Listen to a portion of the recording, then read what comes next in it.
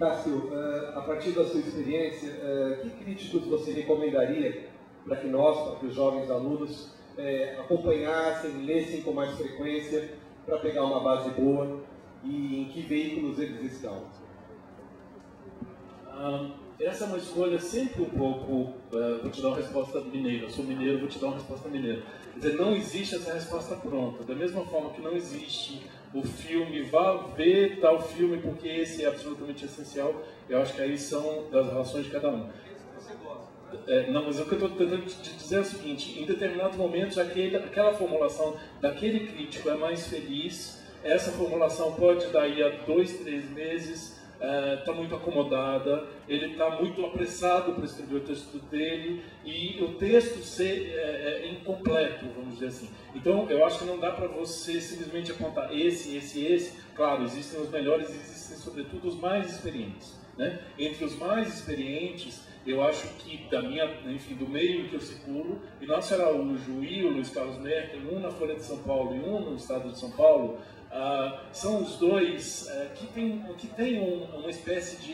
isso é interessante, porque eles têm uma cultura clássica, que é uma cultura de formação da cinefilia toda do século XX, mas eles não ficaram acomodados ou presos nessa ideia de cinema, eles continuam vendo as coisas contemporâneas e se sentindo cutucados por elas, né? E nos levando a vê-las também como eles nos mostram sobre determinados aspectos. A crítica de internet é uma coisa complicada pelo seguinte: primeiro, você tem uma disseminação muito grande de blogs, onde todo mundo tem uma opinião, mas opinião não é exatamente a argumentação. Então o cara vai lá e fala assim, eu gostei de tal filme.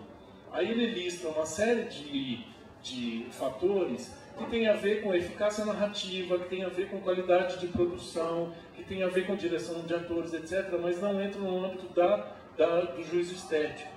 Ou seja, fica muito uma conversa de bar, que não tem um adiante. Ou seja, é tudo muito impressionista, é a palavra que a gente usa. Da mesma forma, existem sites de internet só de crítica, onde a crítica chegou num grau de densidade intelectual tão grande que a gente não consegue entender o que está escrito.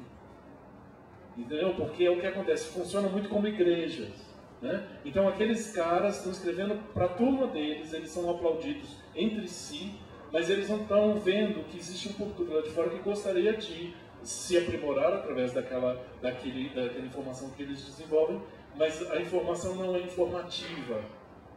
Entendeu? Tem algumas nuances aí nessa questão toda.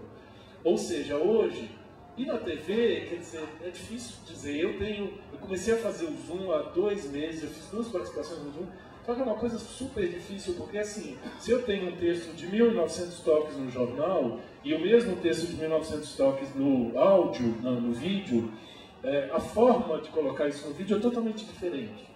Ou seja, eu sou muito treinado na argumentação escrita.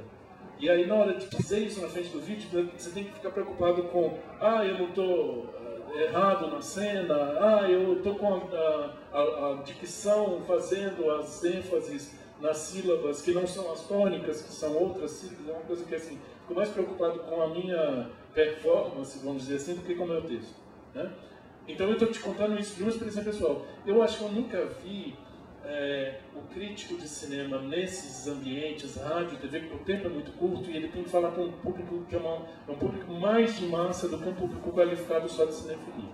E existe um outro espaço, que é o espaço mais importante para a formação.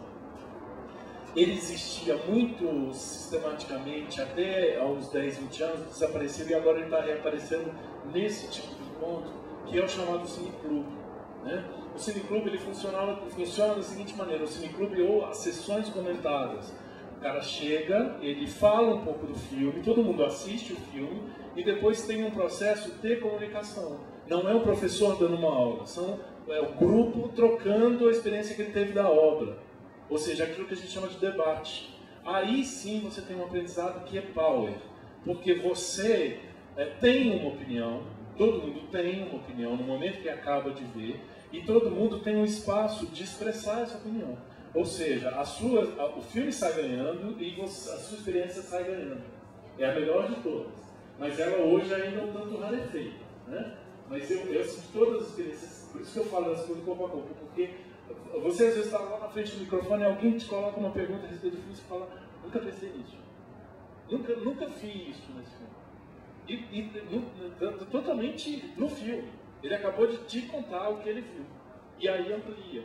Então, para fechar, a crítica é essa experiência de ampliar a experiência. Porque senão a gente fica só com uma. Entende? Não te respondi completamente, quer dizer, só apontei alguns lugares onde eu acho que ela é bem feita do ponto de vista de ser rigorosa, né?